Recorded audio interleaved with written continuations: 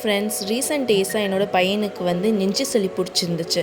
அப்போ வந்து டாக்டர் என்ன சொல்லியிருந்தாங்கன்னா, நெபுலைசர் வந்து அதிகமாக எடுக்கிறதுக்கு பதிலாக வீட்டில் வந்து கொஞ்சம் ஹோம்மேட் ரெமெடிஸ் வந்து பண்ணுங்க அப்படின்னு சொல்லி சஜஸ்ட் பண்ணியிருந்தாங்க.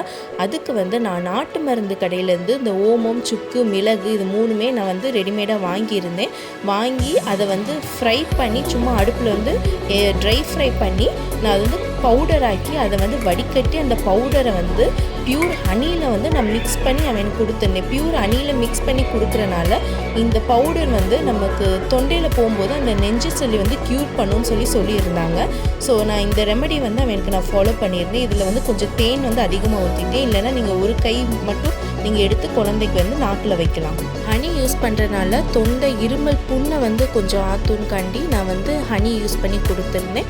கொஞ்சம் குறைய இந்த பவுடர் வந்து நான் பால்லையும் மிக்ஸ் பண்ணி கொஞ்சம் மஞ்சத்தூள் ஆட் பண்ணி நான் வந்து அவனுக்கு கொடுத்துருந்தேன் டெய்லி நைட்டு.